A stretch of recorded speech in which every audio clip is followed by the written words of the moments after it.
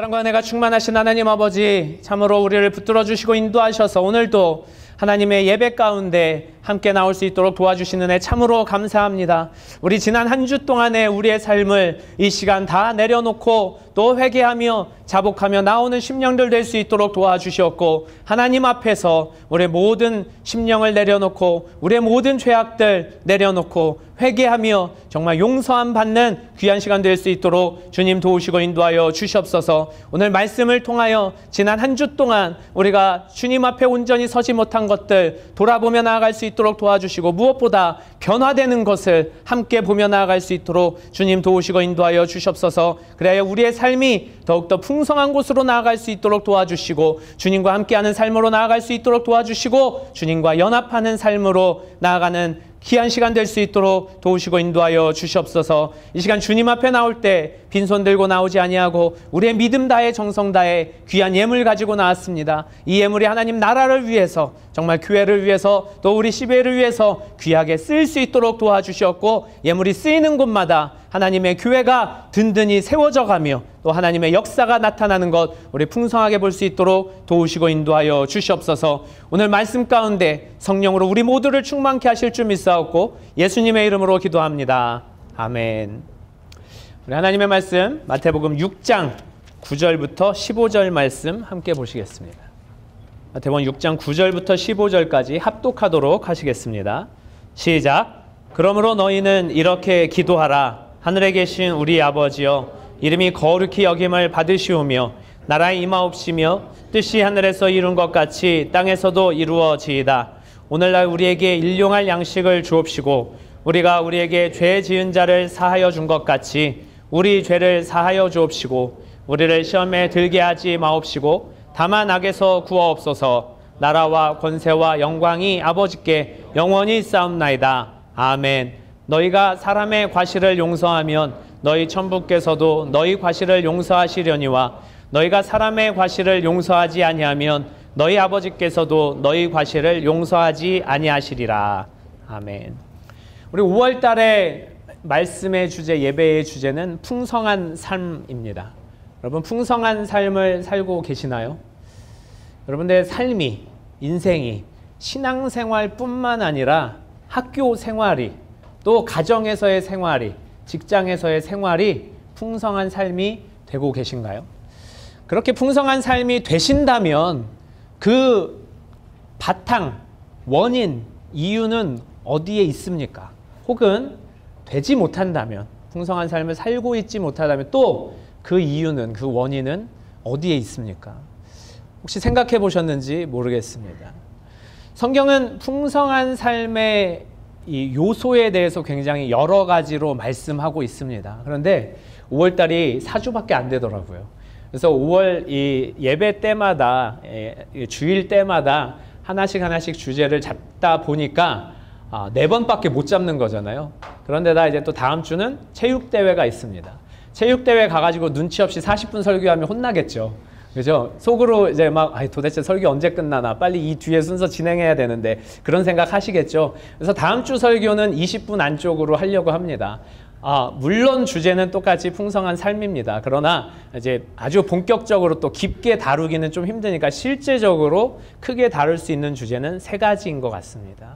오늘은 풍성한 삶의 시작이 되는, 풍성한 삶이 있으려면 꼭 수반돼야 되는 가치인 용서에 대해서 함께 나누려고 합니다.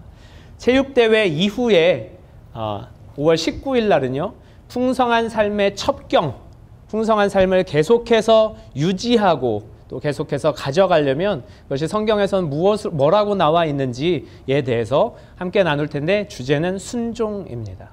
마지막 주는 제가 설교하지 않습니다. 지난주에 광고 드렸던 대로 우리 선교사님들께서 돌아가시면서 설교할 텐데, 우리 5월 마지막 주 설교는 우리 배윤희 선교사님께서 당첨되셨습니다.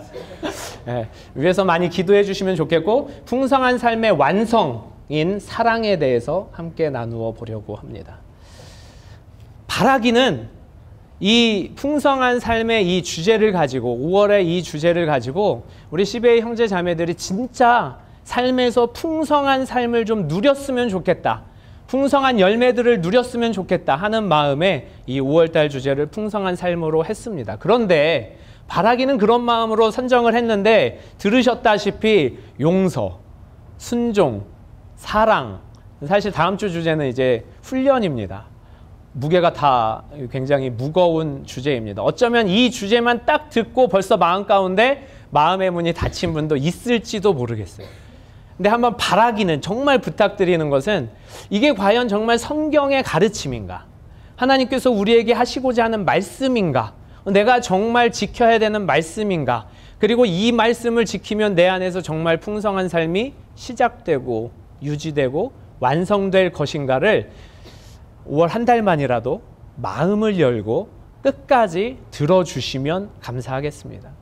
그리고 바라기는 정말 하나님의 그 감동하심이 있고 또 인도하심이 있어서 정말 우리 모두가 이와 같은 성경에서 말씀하고 있는 이 풍성한 삶의 가치들을 함께 이루어 나가서 정말 우리의 인생이 앞으로 60년도 더 남은 인생이, 그죠? 60년 다 넘게 살으실 거죠? 그 인생이 정말 하나님 안에서 이 땅을 살아가면서도 풍성한 삶을 누릴 수 있게 되기를 바라겠습니다. 성경은 우리에게, 특히 신약성경, 예수 그리스도께서는 우리에게 계속해서 공생에 시작하시면서부터 끝날 때까지, 그리고 서신서에도 계속해서 우리에게 정말 진정으로 원하시는 그런 두 가지의 부탁 말씀, 권유 말씀 혹은 명령이 있습니다.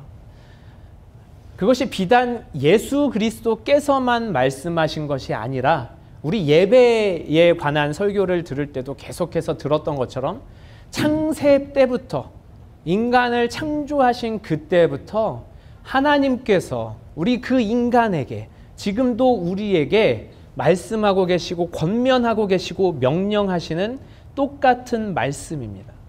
예수님이 오셔서 그것이 좀 더 구체화되는데, 그것은 뭐냐면 바로 그리스도 안에 거하는 것과 그리스도와 같이 행하는 것입니다. 그리스도 안에 거하는 것과 그리스도와 같이 행하는 것. 요한복음 15장 4절, 15장 1절부터 나와 있는 그 유명한 포도나무의 비유에서 4절 말씀에 예수님께서 이렇게 말씀하십니다. 내 안에 거하라. 그리하면 나도 너희 안에 거하리라. 우리는 이 땅의 피조물이고 근원적으로 죄인된 사람들이고 하나님과 단절된 사람들이고 하나님께서 보내신 예수 그리스도와 연합할 수 없었던 자들인데, 근본적으로 그리스도와는 같은 삶을 살 수도 없고 흉내낼 수조차 없는 사람들인데, 예수님께서 이 땅에 육신을 입고 내려오셔서 우리 모두를 부르신 겁니다. 그냥 단순히 우리를 내게로 오라라고 부르신 것으로 그친 것이 아니라 더 나아가서 내 안에 거하라고, 그리스도 안에 거하라고 예수님께서 우리에게 구체적으로 명령을 내리고 계시는 거예요.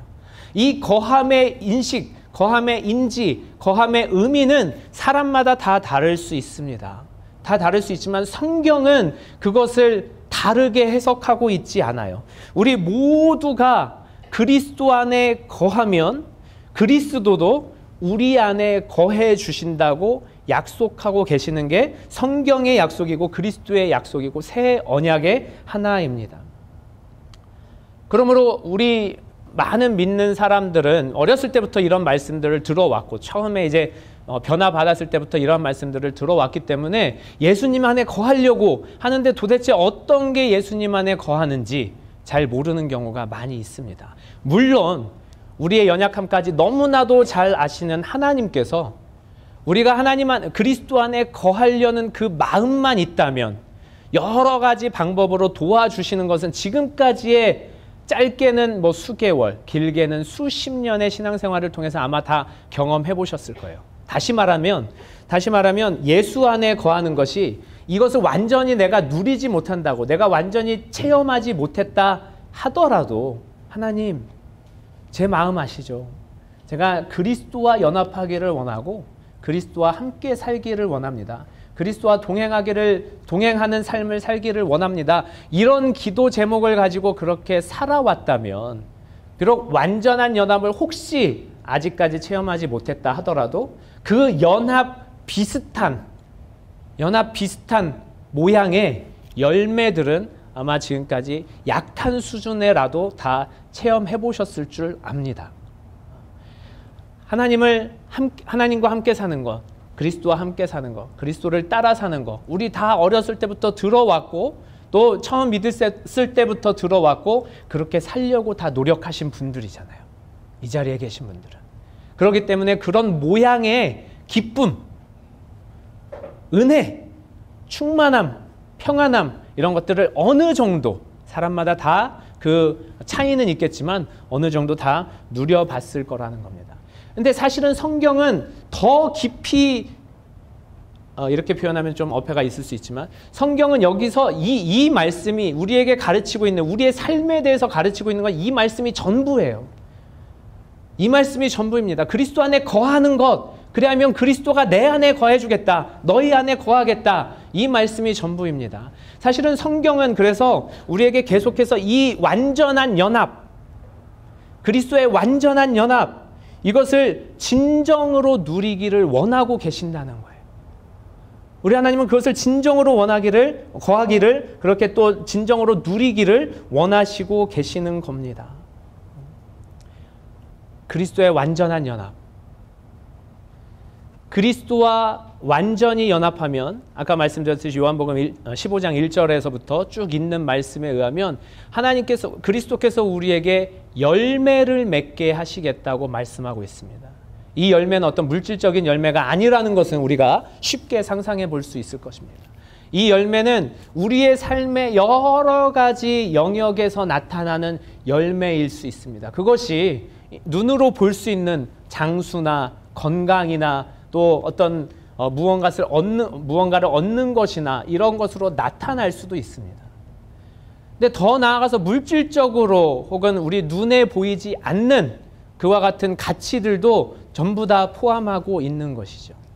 생명력이나 목마르지 않는 것, 배고프지 않는 것, 또 하나님께서 주시는 은혜, 진정한 경지에 이르는 사랑, 또 형제 자매들과의 연합, 동역, 또 그 안에서 나타나는 실제적으로 새로운 사람들을 불러오는, 변화시키는 그런 새신자에 대한 열매들까지도, 또 우리가 이 땅 가운데서 리더가 되고 또 그 리더의 삶을 살고 계속해서 그 이후에 여러 가지 또 제자를 양육하게 되고, 이와 같은 모든 열매들이 그 열매 안에 포함이 된다는 거예요. 근데 이것이 언제 나냐면요, 바로 그리스도와 온전한 연합이 있을 때 나타난다는 겁니다. 그리고 감사하게도 온전한 연합이 없더라도 이렇게 연합하려고 하는 마음이 있고 의도가 있고 의지가 있다면 일정 수준의 열매들도 또한 나타날 수 있다는 거예요. 그게 하나님께서 우리에게 성경을 통해서 주신 이 연합에 대한, 그리스도 안에 거하는 것에 대한 그 새로운 삶을 말씀하고 있습니다.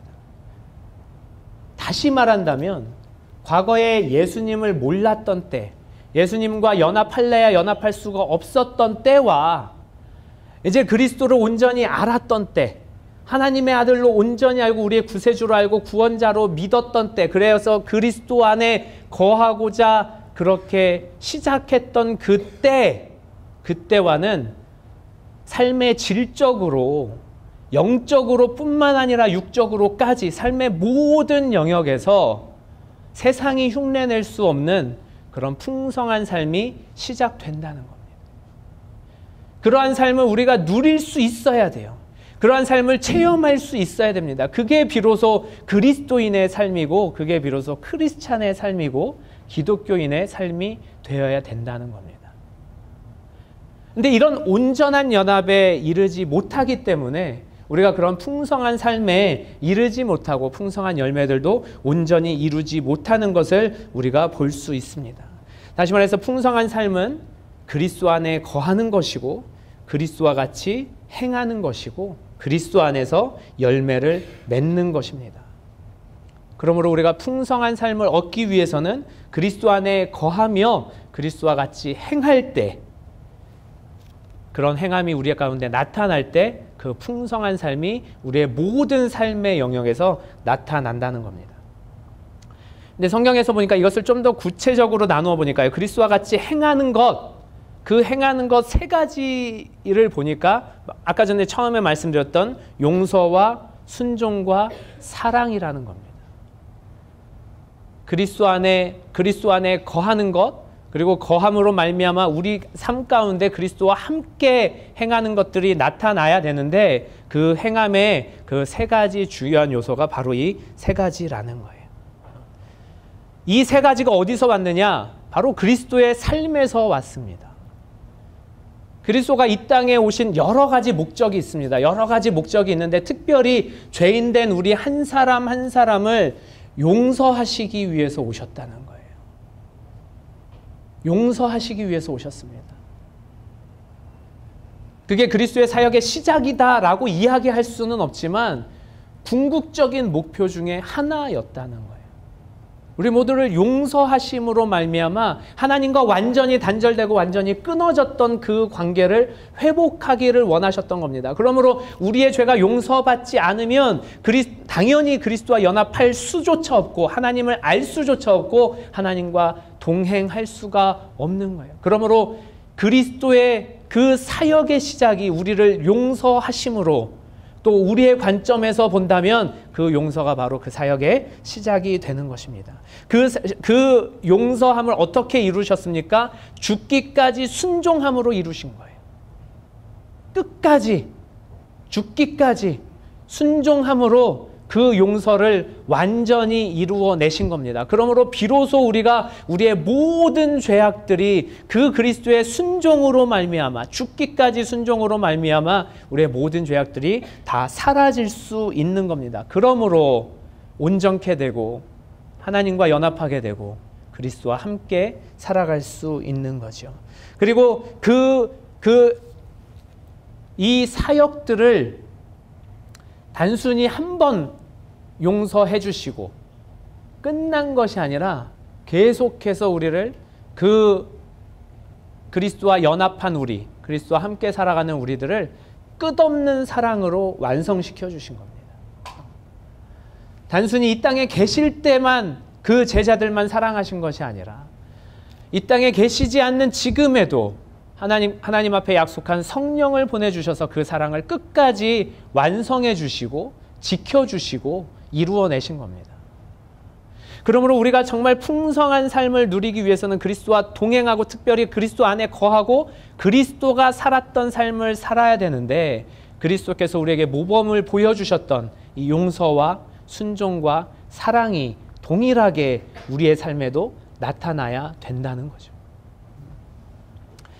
오늘 본문 말씀은 굉장히 유명한 구절입니다. 우리 일주일에 어쩌면 하루에 한 번 이상씩 외우는 구절일 수 있겠죠. 주기도문입니다. 주님께서 가르쳐 주신 그런 기도입니다. 그런데 예수님께서 우리의 모든 죄를 용서해 주신 것이 그 사역의 시작이요, 또 우리의 관점에서 우리에게 풍성한 삶을 열어주시는 시작이 된다고 하셨는데, 특히 이제 이것이 주기도문에서 나타납니다. 그런데 우리가 유심히 봐야 될 것은요, 이 주기도문의 그 9절 중에 12절 말씀, 우리가 우리에게 죄 지은 자를 사하여 준 것 같이 우리의 죄를 사하여 주옵시고 라는 구절입니다. 그런데 이 구절이, 이 주기도문이 13절에 마치잖아요. 그런데 이 주기도문을 통해서 우리에게 가르쳐 주시는 하나님의 여러 가지 뜻들이 있습니다. 그것이 주기도문에 다 녹아져 담겨 있는데, 신기하게도, 그리고 예수님께서 강조하신 그 점은 뭐냐면, 이 주기도문이 완성됐음에도 불구하고 14절 15절에 다시 한번 용서에 대해서 말씀하고 있다는 거예요. 14절 말씀이 뭡니까? 너희가 사람의 과실을 용서하면 너희 천부께서도 너희 과실을 용서하시려니와 너희가 사람의 과실을 용서하지 아니하면 너희 아버지께서도 너희 과실을 용서하지 아니하시리라. 우리의 삶 가운데 주기도문의 다른 여러 가지 요소들도 당연히 굉장히 중요하기 때문에 주기도문으로 농축해서 가르쳐 주셨지만, 그 가운데서도 특히 우리의 삶에서 빠짐없이 끊임없이 지속적으로 나타나야 되는 것은 바로 용서라는 것에 있습니다. 그러므로 우리가 용서하지 않으면서 주기도문을 한다면 그건 그야말로 그냥 주술문을 외우는 것과 별반 다르지 않다는 거예요. 그것은 하나의 기도문이 아닙니다. 그것은 기도문이 아니고 그냥 우리가 우리 스스로를 안위하기 위해서, 그냥 나름대로 스스로 평안하기 위해서 그냥 주기도문을 그냥 단순하게 암기하고 외우는 것밖에 되지 않는다는 거예요. 그리스도께서는 우리에게 주기도문을 가르쳐 주실 때 이 주기도문이 우리의 삶에서 나타나기를 원하고 계십니다. 그런데 특별히 2번이나 강조해서 말씀하신 것이 바로 이 용서에 대한 말씀이라는 거예요. 그것은 우리의 삶에서 그리스도와 연합하는 것, 특별히 그리스도와 함께 사는 것, 그리스도의 삶을 살아내는 것 중에 이 용서가 어쩌면 가장 중요하고 가장 시초가 되기 때문입니다. 그런데 또 재미있는 게 있습니다. 흥미로운 게 있어요. 뭐죠? 사실은 우리는 모두 하나님 앞에 용서함을 받은 사람들이잖아요. 하나님이 먼저 우리를 용서해 주셨잖아요. 그런데 주기도문에는 우리가 우리에게 죄 지은 자를 사하여 준 것 같이 라고 먼저 표현함으로 말미암아 마치 우리가 이 사람들 사이의 죄를 용서하지 않으면 그러면 하나님께서 우리의 죄를 사하여 주지 않는 것 같은 뉘앙스로 기록을 했다는 겁니다. 그리고 14절 15절 말씀도 또 마찬가지예요. 너희가 사람의 과실을 용서하면 너희 천부께서도 너희 과실을 용서하시려니와 너희가 사람의 과실을 용서하지 아니하면 너희 아버지께서도 너희 과실을 용서하지 아니하시리라고, 어떻게 보면 성경적이지 않은 것 같은 그런 말씀을 우리에게 가르쳐주고 계시는 겁니다. 그리고 이것을 주기도문이라고 이렇게 말씀해주고 계시는 거예요. 이것에 대해서 궁금하게 생각해 보신 적 없으신가요? 아니, 분명히 하나님께서 우리의 죄를 용서해 주셨으니까 우리도 그거에 따라서 다른 사람을 용서해야 할 텐데 왜 주기도문은 또 예수님은 이렇게 2번이나 강조해서 마치 우리가 우리의 죄를 용서하지 않으면 하나님께서 용서하지 않는 것처럼 그렇게 표현을 하셨을까? 사실은 여기에는 우리가 하나님 앞에 회개하는 것도 중요하지만 사실은 정말 더 중요한 것은 우리끼리 서로 용서하는 것이, 특히 그리스도 안에 거하는 삶, 우리에게 풍성한 삶을 주는 가치, 그것이 바로 용서에 있다는 것을 다시 한번 말씀해주고 있는 겁니다. 여러분, 하나님 앞에 용서 받았습니다. 그렇죠? 예수님께서 1만 달란트 빚진 왕의 신하에 대한 이야기를 할 때도 왕에게 1만 달란트 빚진 것을 탕감 받았으니 동류에게 그 100데나리온 빚진 그 빚도 탕감해 주어야 마땅하다라는 취지로 그렇게 용서에 대해서 말씀을 하고 있습니다. 근데 더 나아가서 하나님께서 우리에게 진정으로 원하시는 것은, 사실 우리는 이미 예수 그리스도로 말미암아 다 용서함 받은 자들인 것을 이미 이 자리에 하나님을 예배하는 자들은 다 알고 있는 사실이라는 거예요. 그런데 우리가 그렇게 용서함 받았는데 우리 사이의 죄를 용서하지 않는다면 그러면 하나님께서도 우리를 괘씸하게 여긴다는 말입니다. 그 왕이 1만 달란트 이미 탕감을 해줬잖아요.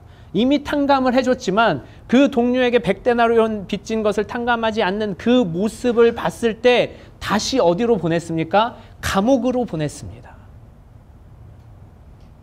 마찬가지라는 거예요. 마찬가지입니다.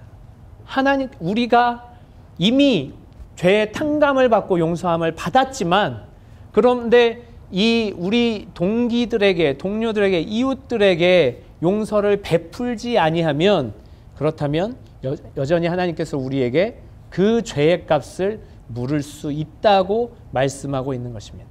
이것은 조금 더 이따가 자세하게 함께 또 나눠보도록 하겠습니다. 사실 용서하는 거 쉽지 않습니다. 저는 여러분들에게 한번 도전을 하고 싶습니다. 지금 이 시간에 이 자리에 이 용서라는 단어를 들었을 때 내 마음 가운데 떠오르는 사람이 있을 수 있습니다. 어쩌면 없는 사람도 있겠죠. 그러나 있는 사람도 있을 것입니다. 그 사람이 가족의 일원이 될 수도 있고, 회사의 어떤 한 사람일 수도 있고, 또 학교의 동기일 수도 있고, 심지어는 이 안에 있는 어떤 사람일 수도 있고, 심지어 우리 모임의 어떤 사람일 수도 있습니다. 그런 분이 계신가요? 속으로 찔리시는 분이 계시는지 모르겠네요. 왜 용서하고 싶지 않겠습니까? 그죠? 여러분들 다 용서에 대해서 너무나도 많이 들어왔기 때문에 그런 사람들 용서하고 싶겠죠. 그러나 용서가 안 되는 그와 같은 일들이 많이 있습니다. 그래서 여전히 아직까지도 앙금이 남아있고 감정이 남아있고 마음이 남아있는 경우가 많이 있습니다. 그런 사람들하고 함께 무엇인가를 이룰 때, 특히 모임을 하고 예배를 하고 한 장소에서 하나님 앞에 나올 때, 혹은 회사나 학교에서 같은 프로젝트를 하고 같은 일을 할 때 마음이 편한가요? 어떤 심리학자는 이런 이야기를 했습니다. 용서는 상대방을 위해서 하는 게 아니라 내 마음의 평안을 위해서 하는 것이다. 그런 이야기가 있습니다. 물론 심리학적으로 내 마음의 평안을 얻기 위해서 이기적인 마음으로 용서하자는 뜻으로 말씀드리는 것은 아닙니다. 그만큼 내 마음에 어떤 사람에 대한 원망이나 미움이나 또 그런 어떤 부담스러워하거나 불편해하는 마음이 없어야 내가 자유로워진다는 거예요. 내가 자유로워진다는 겁니다. 그런 취지에서 드리는 말씀입니다. 우리가 다 용서하고 싶지만 용서하기 너무나도 어렵습니다. 그렇기 때문에 하나님께서는 정말 처음으로 용서하지 않으면 우리의 삶이 풍성해질 수 없다고 말씀하고 있는 거예요. 심지어 예수님께서는 어떻게 말씀하셨습니까? 우리 모두에게 하나님 앞에 제물을 가지고 제사 가운데 제단 앞에 나왔을 때에도 혹시 용서하지 못한, 나와 불편한, 거리낌이 있는 그런 다른 형제 자매가 생각나면 제물을 그대로 두고 가서 먼저 그 사람과 화평한 후에 오라고 했습니다. 그만큼 용서가 우리의 삶, 특히 풍성한 삶을 만들어 나가는데 시초라는 거예요. 사실 요즘 이제 뭐 동양의 문화권에도 그와 같은 일이 자주 있지만 이제 서양의 문화권에는 부모 자식 간에 연을 끊고 사는 사람들이 동양의 문화권보다 훨씬 더 많이 있습니다. 아무래도 좀 개인주의적인 성향이 있기 때문에 그런 관계에 대해서 정말 이 관계가 나의 삶에 너무나도 나쁜 영향을 계속적으로 미친다 하면 그냥 과감히 관계를 끊는 일이 나타납니다. 이제 어떤 이 남자분이 있었는데요. 이분은 아버지랑 연을 끊고 연락을 안 한 지 10년도 넘어간 사람이었습니다. 근데 이 사람이 어떠한 계기로 교회에 나오게 되었어요. 그리고 나서 교회에서 신앙생활을 한 3년쯤 했습니다. 근데 마침 그 설교 시간의 주제가 용서에 대한 거였어요. 이 말씀을 듣고 나서 이 사람이 너무나도 아버지가 생각이 났습니다. 아버지가 자기 인생에 걸림돌만 되고 장애가 되고 도저히 도움이 안 되고 계속해서 피해만 입기 때문에 그냥 용서하지 못하고 관계를 끊어냈는데 그 설교를 듣고 그 아버지를 생각해냈습니다. 아버지와 관계를 끊은 10년 동안 이 사람이 마음이 평안했을까요? 그렇지 않았다고 고백하고 있습니다. 나중에 이 사람이 목사님을 찾아가서 간증한 내용 중에 그 10년 동안이 사실 육체적으로는 편했는데 마음으로는 지옥과도 같았습니다. 이렇게 얘기를 한 거예요. 그 사람이 그 설교를 듣고 아버지를 용서해야겠다 하고 어머니한테 전화를 했습니다. 전화했더니 10몇 년 만에 어떻게 연결해서 전화가 된 거죠. 전화를 했더니 어머니가 마침 아버지가 병원에 있다고 그렇게 말씀을 하시더랍니다. 그래서 병원으로 찾아갔습니다. 큰 병에 걸려서 의식을 잃고 이제 죽을 날만 기다리고 있었습니다. 근데 그 사람이 그 아버지 의식 불명인 아버지의 손을 잡고 너무나 불쌍히 여겨져서 그리고 그 하나님의 마음이 너무나 느껴져서 정말 펑펑 울면서 아버지 내가 아버지 용서하겠습니다. 아버지 내가 정말 아버지 사랑합니다. 그렇게 펑펑 울면서 의식 불명의 아버지에게 고백했다는 그런 간증이 있습니다. 그리고 나서 그 간증 후에 바로 그날 저녁에 아버지가 숨을 거두셨다는 얘기가 있습니다. 만약에 이 사람이 그렇게 용서하지 못하고 아버지가 돌아가셨던 걸 알았다면 이 사람의 그 이후의 삶이 어떠했겠습니까? 쉽게 사실은 재단할 수 없겠죠. 어쩌면 마음의 평안을 얻었을 수도 있겠지만 그러나 우리의 삶을 봤을 때 과연 그 사람이 용서하지 못했다면 진짜 마음의 평안을 얻었을까요? 우리도 마찬가지입니다. 내가 정말 내 마음에 지금 떠오른 사람을 용서한다고 해도 진짜 내 마음 가운데 평안이 들어올까? 이런 의심이 있을 수 있습니다.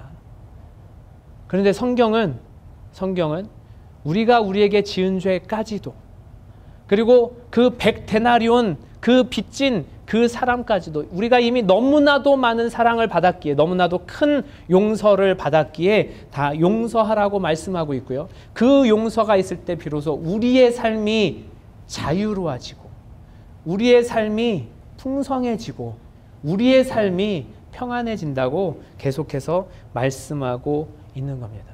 여러분, 죄의 문제는 사람 스스로, 그 죄인 스스로 해결할 수 없습니다. 그것을 너무나도 잘 알고 있습니다. 우리 스스로는 해결할 수 없습니다. 우리 스스로 해결할 수 있는 유일한 방법은 사실은 진짜 해결책도 아니죠. 그냥 유일한 그 싹슨, 그 몫은 사망으로 그냥 바칠 수밖에 없는 겁니다. 해결책이라고 볼 수는 없겠죠. 그냥 죄의 종착역이라고 볼 수 있습니다. 혹시라도 이 설교를 듣고 내가 누구에게 가서 용서를 빌어야겠다 라고 하는 분 있으면 바로 가서 용서를 빌길 바랍니다. 그러면 어떤 사람을 우리가 용서해 주어야 되겠습니까? 사실은요, 성경은 율법부터 시작해서 계속해서 우리에게 말씀하고 있는 것은 너희가 회개하는 사람은 다 용서해 주어라 라고 말씀하고 있습니다. 제가 시간 관계상 사실은 말씀을 잘 안 찾는데, 이 말씀 우리 누가복음, 이 말씀은 함께 보도록 하겠습니다. 누가복음 17장 1절부터 4절 말씀입니다. 누가복음 17장 1절에서 4절 말씀입니다. 함께 읽도록 하겠습니다. 시작. 예수께서 제자들에게 이르시되 실족해 하는 것이 없을 수는 없으나 있게 하는 자에게는 화로다. 저가 이 작은 자 중에 하나를 실족해 할진대 차라리 연자맷돌을 그 목에 메우고 바다에 던지우는 것이 나으리라. 너희는 스스로 조심하라. 만일 네 형제가 죄를 범하거든 경계하고 회개하거든 용서하라. 만일 하루 7번이라도 내게 죄를 얻고 7번 내게 돌아와 내가 회개하노라 하거든 너는 용서하라 하시더라. 사실은 이것은 마태복음의 그 베드로가 예수님께 찾아와 주여 내가 내 형제를 얼만큼 용서하리이까? 7번이라도 하리이까? 했더니 예수님께서 70번씩 7번이라도 해라. 다시 말해서 무한정하라고 그렇게 말씀하시는 그 구절의 평행 구절입니다. 근데 그 마태복음에는요, 이 3절, 4절 구절이 없어요. 왜 없냐면 사실 마태복음 유대인들은 다 율법이 이미 어떤 행동 강령들이 나와 있기 때문에 내가 어떤 사람이 나에게 죄를 짓고 용서를 구한다면 회개하라는 내용이 유대인들의 기본 상식이었습니다. 율법에 뭐라고 나와 있습니까? 다른 사람에게 해를 끼치면 어떤 데선 2배, 또 죄의 사안에 따라서는 3배, 4배까지도 갚으라고 그랬어요.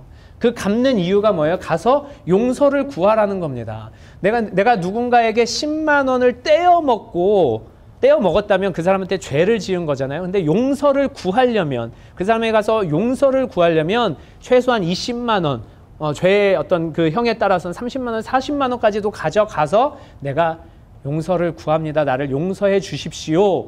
라고 이야기하는 게 율법의 기본 개념, 유대인들의 기본 개념이었습니다. 그러니까 이 3절, 4절 말씀이 없어도 모든 사람이 다 어느 사람을 용서해 줍니까?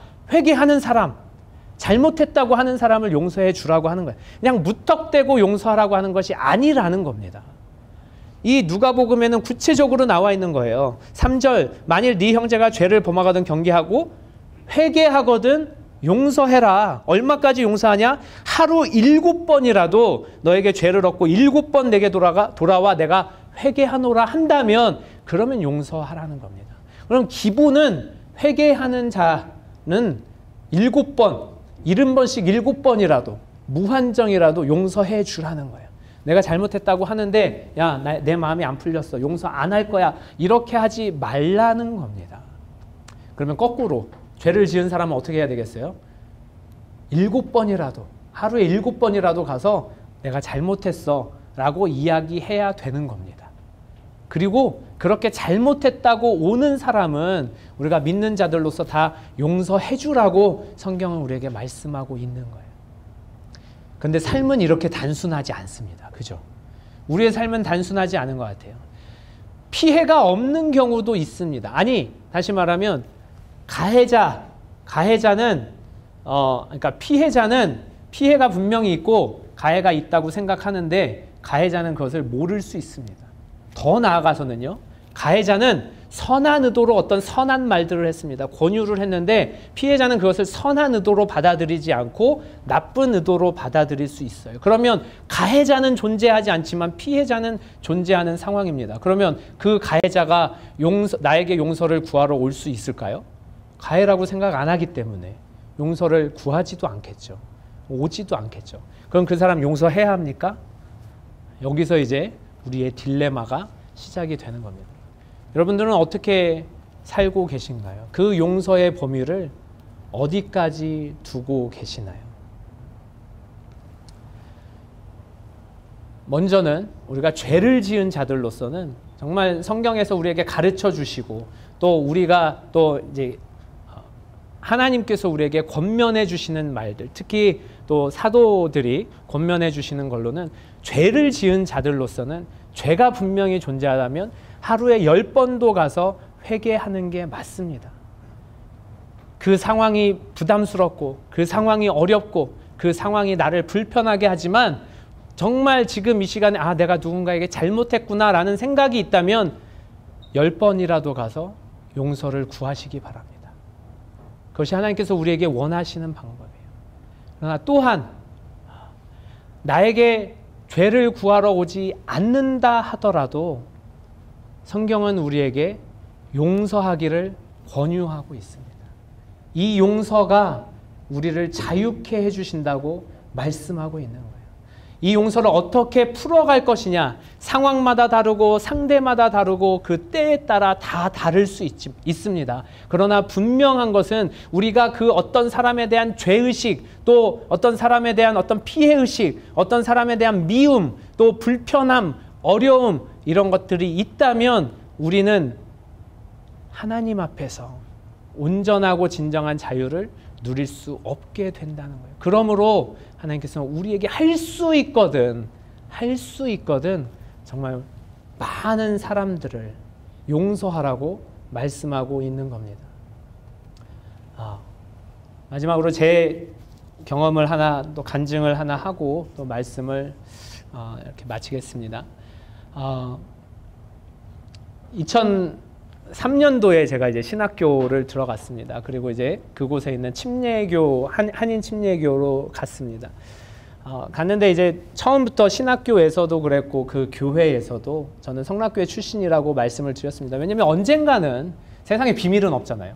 언젠가는 밝혀질 텐데 만약에 밝혀졌을 때 그동안 내가 거짓말하거나 혹은 감추었다는 것이 드러나면 그때 당시에 친했던 사람들도 다 이 거짓말했다고 그래서 저에게 신뢰를 안 할 거기 때문에 그냥 아예 얘기해서 그래도 교제할 사람은 같이 교제하고 그러나 이단이라고 멀리할 사람은 뭐 어쩔 수 없는 거니까 그렇게 하자라는 마음으로 처음부터 얘기했습니다. 감사하게도 그 한인교회에 갔는데 신학교를 제가 들어간 거를 알고 마침 유년부 사역자를 찾고 있어서 저에게 그런 얘기를 하시더라고요. 성락교회가 이단이라고는 생각은 안 한다. 이단성은 있지만 딱 이단, 구원이 없는 이단이라고는 생각하지 않는다. 그리고 또 일반 신학교를 들어갔으니까 우리 교회에서 일했으면 좋겠다. 그래서 저는 너무나도 감사한 마음에 허락했습니다. 그래서 2003년도 9월부터 거기서 간사로 행정간사 하면서 이제 유년부 사역자로 시작을 했습니다. 그리고 2004년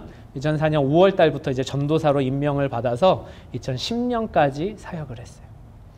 근데 2010년도에 이제 신학교 졸업을 앞두고 이제 졸업을 하면 이제 보통 이제 다른 교회들은 목사 안수에 대한 이제 그 생각을 해줍니다. 이제 그 사역자를 어쨌든 세워가기 위해서 목사 안수를 생각을 하죠.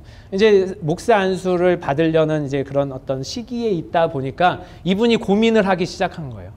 목사 안수를 하려면 결국 이제 우리 그 교회에서는 괜찮을 텐데 이제 침례교, 한인 침례교 목사님들에게 시취라는 거를 받아야 됩니다. 자격이 적법한지 이것을 받아야 되는 거예요. 근데 그러면 성락교회 출신이라는 게 나타나잖아요.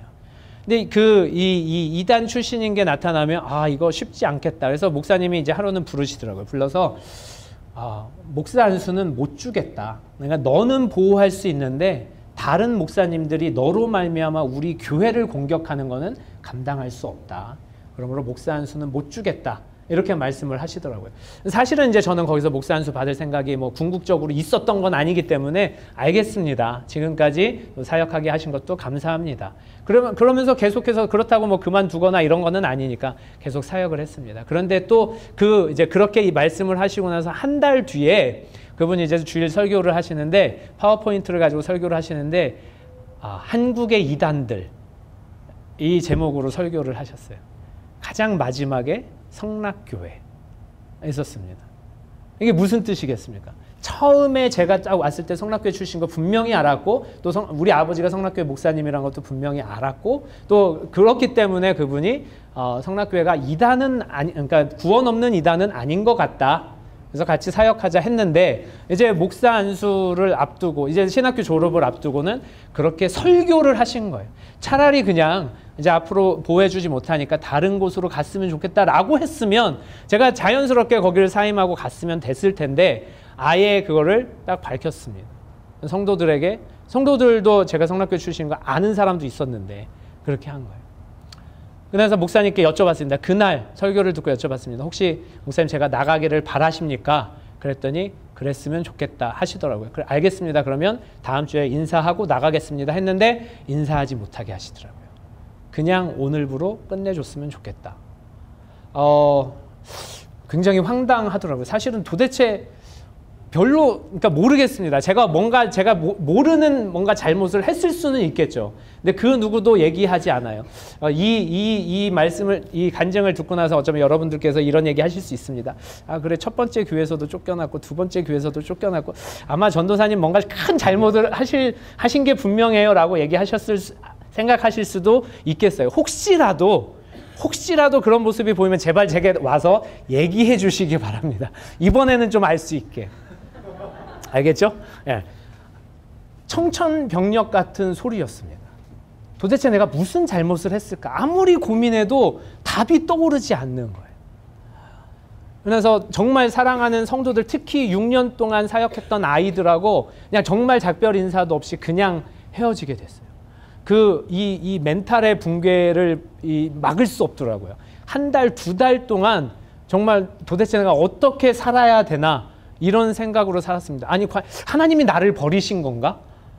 나는 분명히 정말 선한 의도로 사역했는데 당연히 이 목사님에 대해서 용서가 되지 않았죠. 왜 나를 이렇게 취급하실까? 6년 동안 그래도 정말 기쁘고 재미있게 사역을 해왔는데 왜 나를 이렇게 대하실까? 아무리 생각해도 이 의문이 가시지 않았어요. 2년 동안 이 목사님을 원망하면서 살았습니다. 정말 이제 막 신학교 졸업하고 이제 풀타임 전도사 해야 될 때고 이런데 그냥 그 싹을 잘라버리신 거잖아요. 내가 그렇게 큰 잘못을 저질렀나? 아니면 아예 처음부터 그냥 사역자로 받아주시지 말지. 왜 이렇게 6년 동안 정말 같이 신앙생활 재미있게 했는데 이런 대접을 해주시나 이렇게 생각이 들었습니다. 2년 동안 이 목사님에 대한 원망으로 사실은 세월을 보냈습니다. 그런데 신학교를 이제 졸업하고 이제 자원봉사를 하면서 이렇게 삶을 이제 좀 생활을 하고 있었는데 그리고 나서 이제 그 이후에 이제 토론토 성락교회로 이제 연결이 돼서 가게 됐습니다.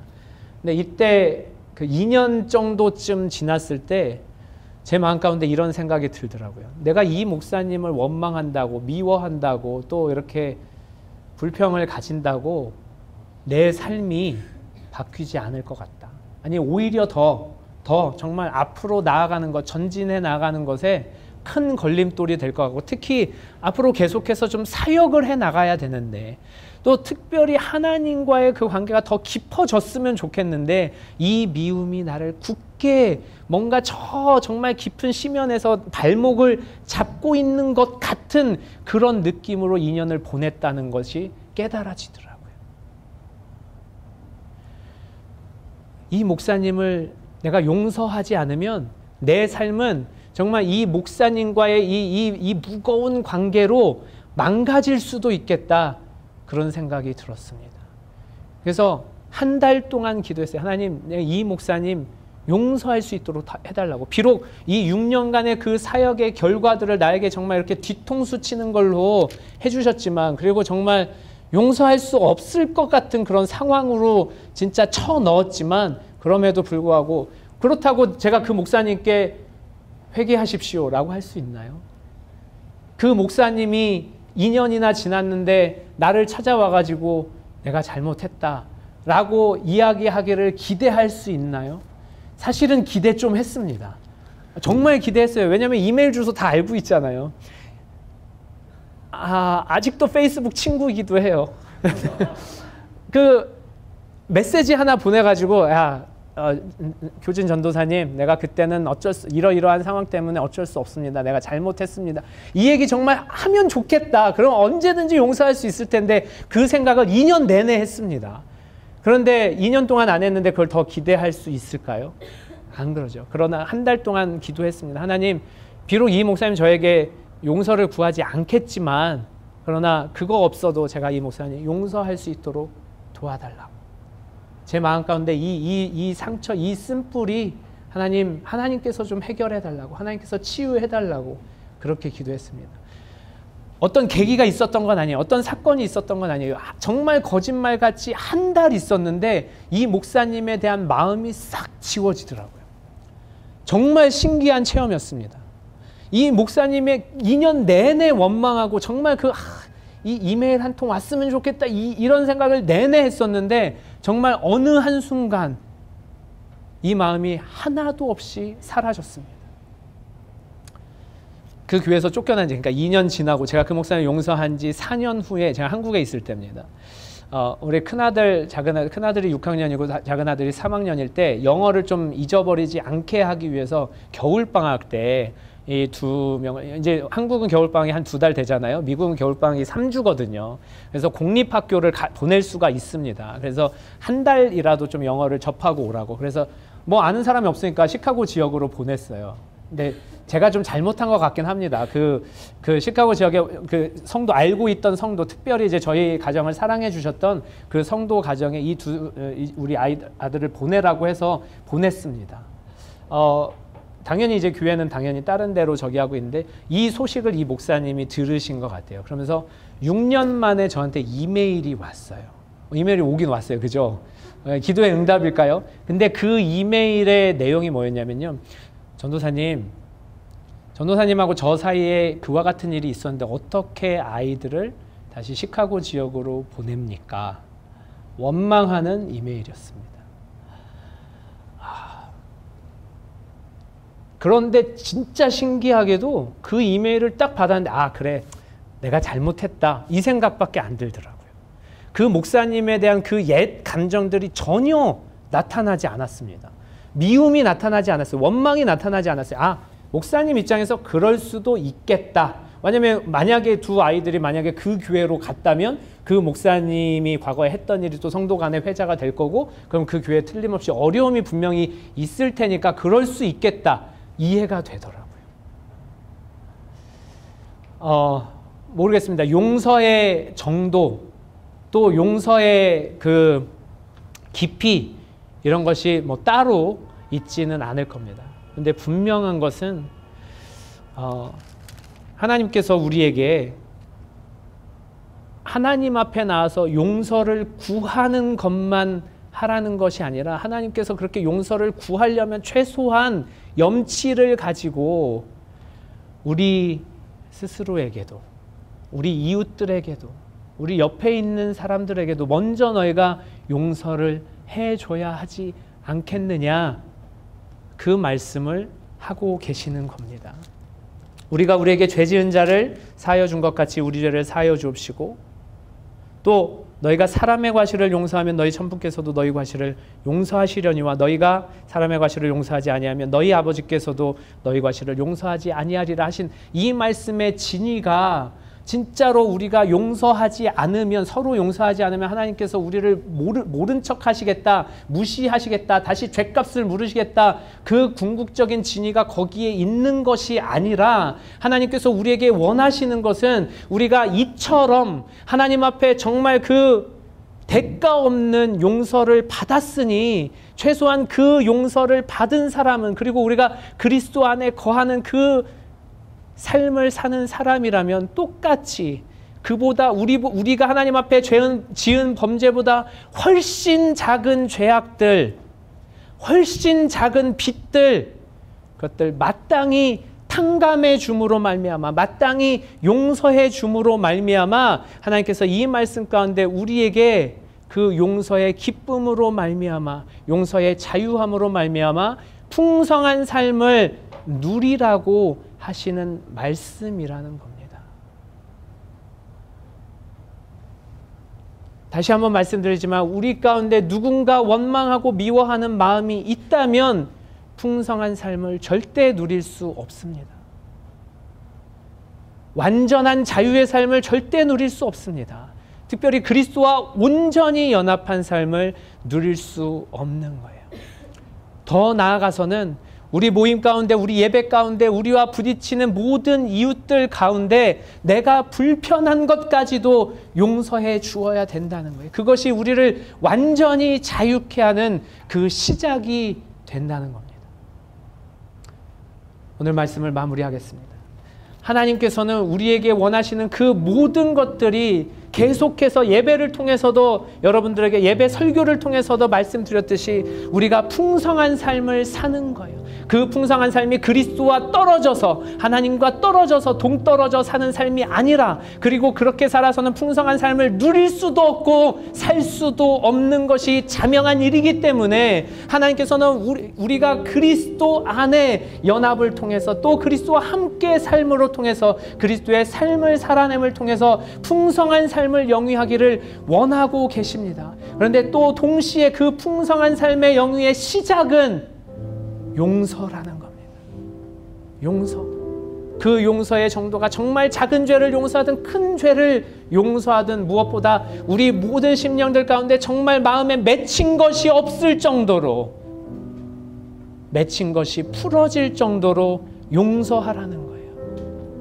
아직까지 그 용서를 경험하지 못한 사람들, 그 용서를 해보지 못한 사람들, 일주일 동안에 다짐하고 결단하길 바랍니다. 이 용서의 기쁨, 용서의 자유함, 또 용서로 말미암은 풍성한 삶의 시작, 그 시작, 하나님 이번 한 주 동안 시작될 수 있도록 도와달라고. 그래야 나의 남은 모든 인생의 삶이 정말 그리스도와 연합함으로 말미암아 풍성한 삶의 시작이 될 수 있도록 도와주시고, 그 풍성한 삶의 열매들이 우리 삶 가운데 풍성하게 나타날 수 있도록 그렇게 결단하며 오늘 나아가시고 이번 한 주 동안을 살아가시는 저와 여러분 되시기를 예수 이름으로 부탁드리겠습니다.